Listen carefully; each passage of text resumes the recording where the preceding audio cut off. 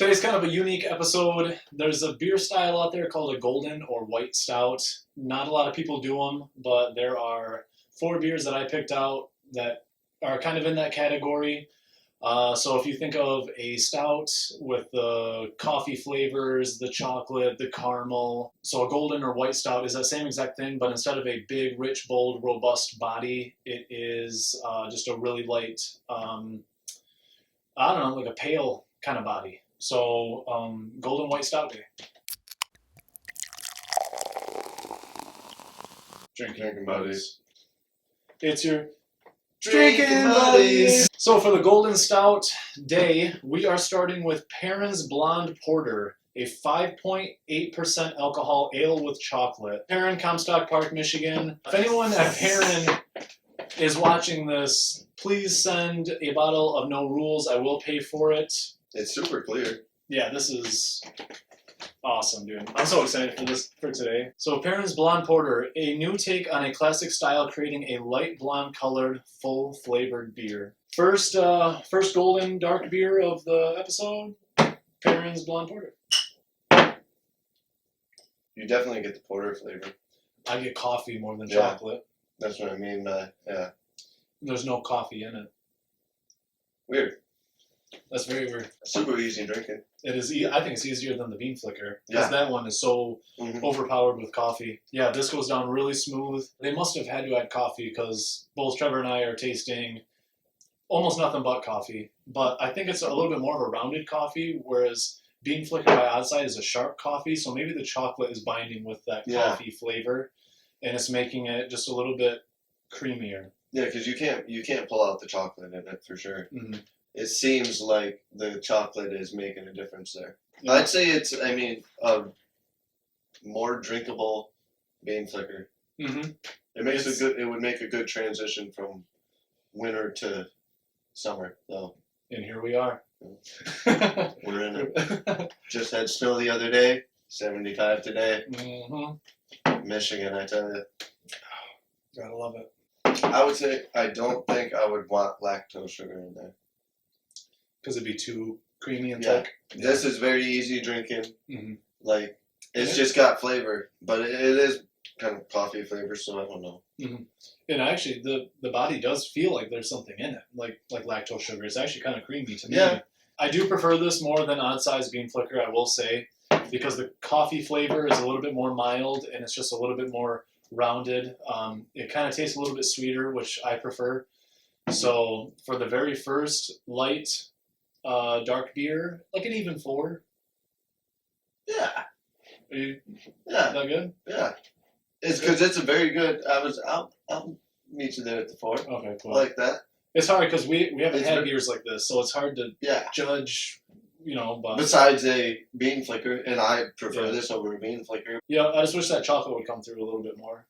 Yeah, because that's what I was kind of hoping for. So cool. And I feel like it would have came in and like the aftertaste, but it really doesn't. Right. Yeah. So consensual 4. Second on the list, Dragon's Milk White, bourbon barrel aged white stout. Ooh. By New Holland Brewing in Holland, Michigan, 6% alcohol. I love Dragon's Milk. It's my first barrel-aged beer. Dustin Langlois and I went to a beer kind of festival, beer tasting event at the Van Andel, and we drank for probably 5 hours straight, and we got Dragon's Milk at the end of the night for the very first time. Dustin puked, I laughed, and we both loved it. Well, Trevor had a good point. It's going to be strange to be able to taste barrel aging on a 6% light beer like this. So I'm excited to see it. He also did notice that it is hazy for some reason. Dragon's Milk, white. Faintly. Mm-hmm. It's more That's very good. I feel like it's a little bit more oaky than bourbon. But that's good. I like that. Yeah. That's damn good. And it's weird because there's no coffee or chocolate or caramel like a huge stout would have. But for some reason, this kind of drinks like one. Yeah. If you had this covered up and you didn't know. Yeah, you would just think it was a weak stout. We've had porters and stouts that had less flavor than this. Yeah. On our vanilla porter. Oh, for sure. This is For actually a really good bodied, freaking light stout. It's just a little heavier than the Perrin. It does. Does it have lactose sugar in that one? It doesn't. I don't know how. And it's only 0.2% higher in alcohol. But yeah, there is some body to it. I like that you picked up on that. Okay, I'm sorry, everybody. Snap. Thank you for saying that, because I wouldn't have even noticed this. Bourbon barrel-aged white stout with coffee, chocolate, and vanilla extract. Oh. So those are the ingredients that I would expect from a stout, and that's awesome that they put them in there. So now that we know coffee, chocolate, vanilla, I say we take one more tap on her. I feel like that vanilla is what's giving it that body. The creaminess. Mm-hmm. If I remember from the vanilla episode, that they were all fairly creamy, and not all of them had lactose sugar in them. Right. Huh. I think because that vanilla extract coats your tongue, so it makes it feel that way. Yeah. I guess you know what I mean? Because I don't think, like, vanilla extract is watery. You can slash it around and there's bubbles, so it's like... That's good. That is... And actually, I taste coffee now. Now that I know that coffee's in there, I can pick coffee out of it, and I can feel and faintly taste that vanilla. I really like that it's like, with the first drink, it's a nice, like, bourbon, or like the barrel-aged flavor. I bet they did a dragon's milk and barrel-aged it, took the dragon's milk out, and then barrel-aged this dragon's milk white in that barrel. So it's like that faint flavor. So this has to be like a second pull off of the initial bourbon barrel. You're saying not a fresh barrel. Right. Yeah. Shoot, I'm actually kind of upset. I don't know how any other ones are going to beat this, because this is freaking good. This is really good. Coming out strong with certain beer. Right. I like it. What else could you do, man? I kind of wanted the 3 ingredients, the coffee, the chocolate, the vanilla, to kind of go up just a little bit. Right. Pop the ingredients a little. Just tweak it just a tiny bit. But other than that, man, I'm at a 4.6, 4.7. I mean, that's freaking good. Yeah. I think it's a little high. I mean, for a 4.7 for a white stout. I mean, what else could you do to it? I don't know, but I mean, I feel like you said, the flavors could pop a little bit more. Okay. I was more like the 4.3. Okay. Area. 4.3, 4.7. We'll hit it with the 4.5. That's perfect. That's right in the middle. All right. 4.5. I love it. Yeah. I love it. That's going to be hard to beat. Yeah. That sucks. Very much so. I wanted to get those ones out of the way because the flavors that they added were pretty mild. Mm-hmm. I didn't even think the Dragon's Milk White had any flavoring added to it, any adjuncts, but I just kind of figured we'll get those base ones out of the way, and then so we got 2 flavored ones, and I'm assuming these are going to overpower the actual flavor of the base white stout, so I wanted to get those out of the way. Third beer, I know that we were just talking about how much we liked the Perrin Blonde Porter over this, but had to throw it in. Odd Sides Bean Flicker Caramel variant. Yeah, not necessarily over this. Right. Over there. They're Bean Flicker, for sure. All right, Bean Flicker Caramel. Our original coffee blonde ale complemented by a smooth flavor of caramel. 4.5% Odd Side in Grand Haven, Michigan. This actually just came out for the first time, I believe, 3 months ago, give or take a few weeks. But 4.5% Odd Side coffee blonde ale with caramel.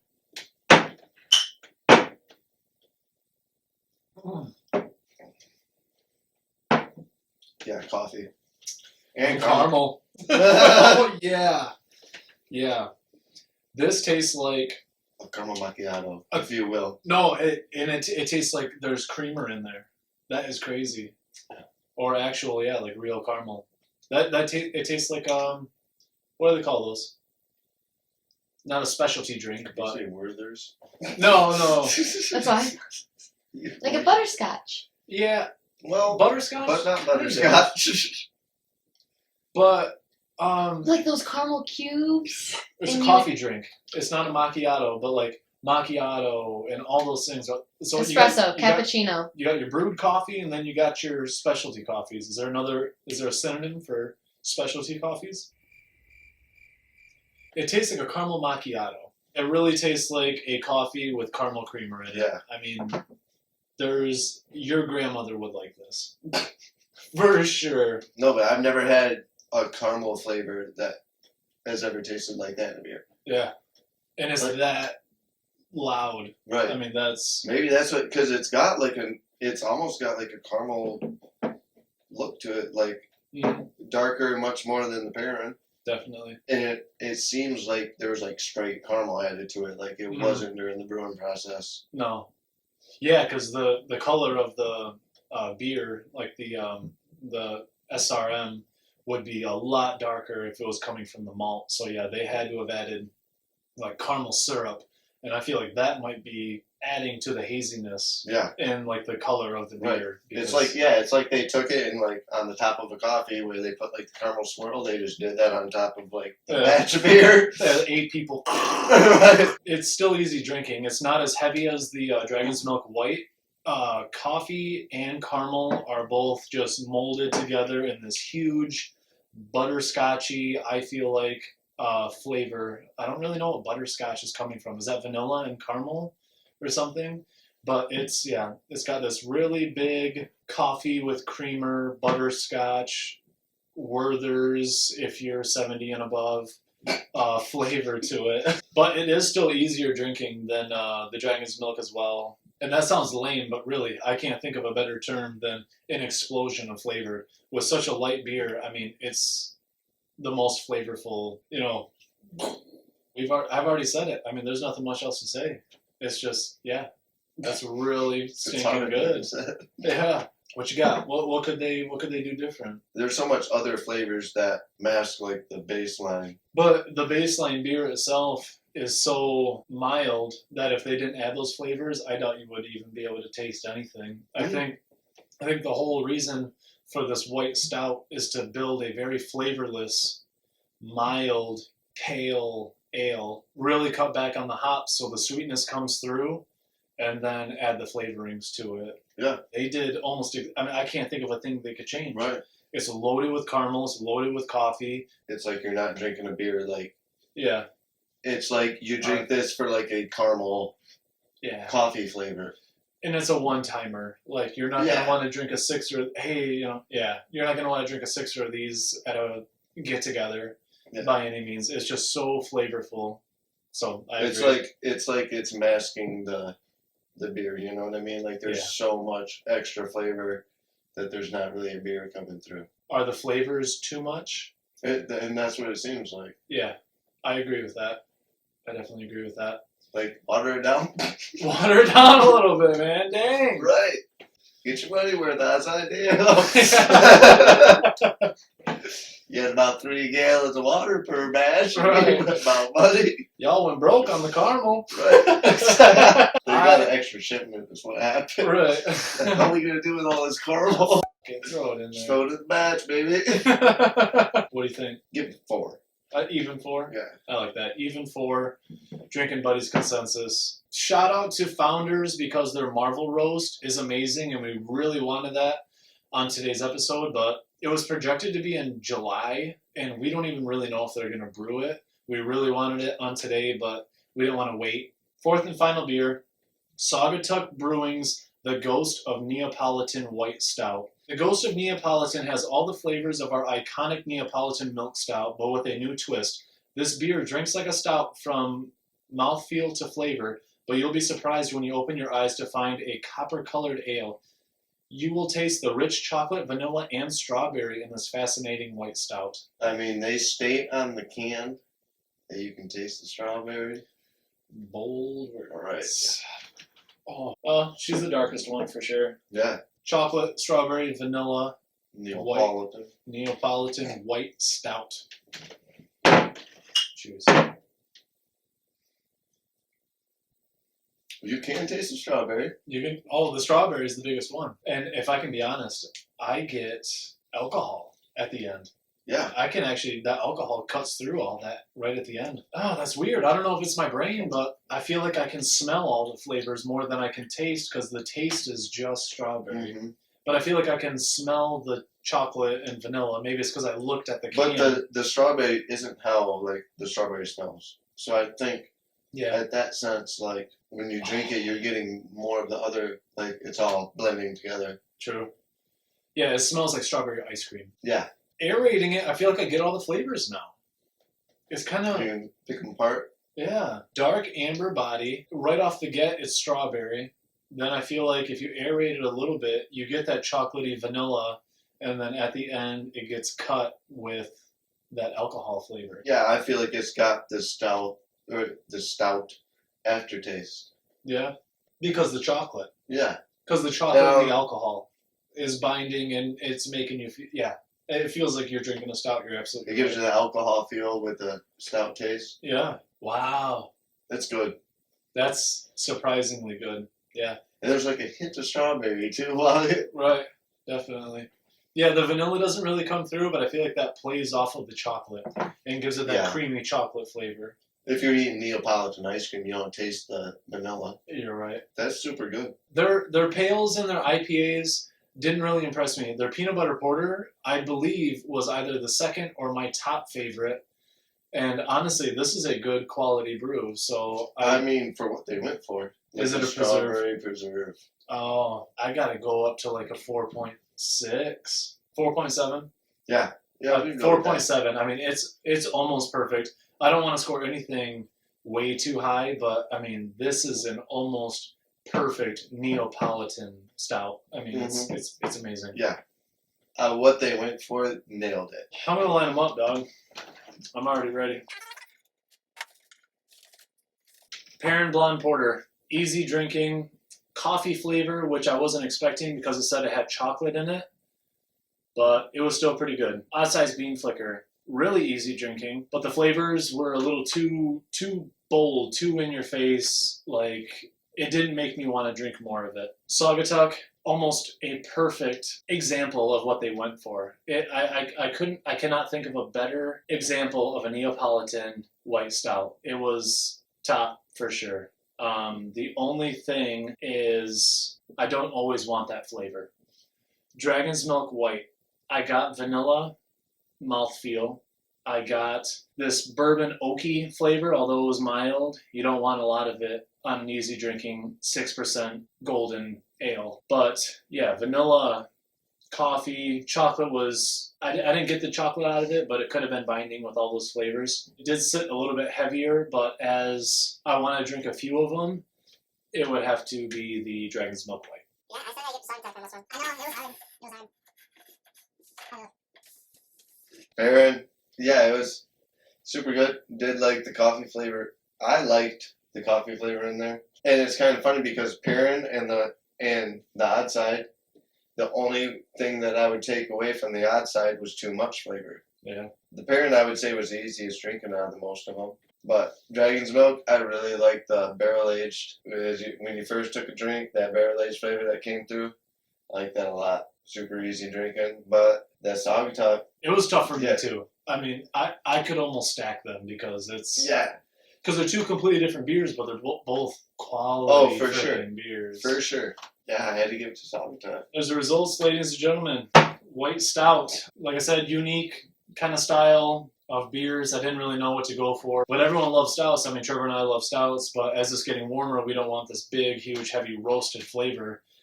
This style of beer is awesome. I hope more breweries do it because they're not too heavy, not too crazy flavorful, and they're light enough to where you can drink a few of them. Yeah. Cheers on the lattes. Cheers on the lattes, always.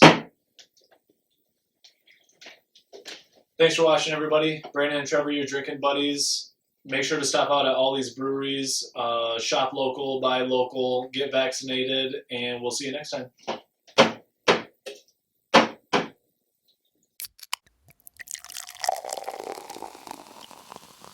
You go, hey! Whoa! We're pretty close on this channel. We're finishing each other's sentences. I was going for sandwiches. Oh, you didn't get your director's cut, huh? Oh my god! Okay. You hit my dick! Wow. Now that is a coffee blonde ale. This is your grandma's beer. Yeah. That should be their ad. I was coming for the bean flicker caramel.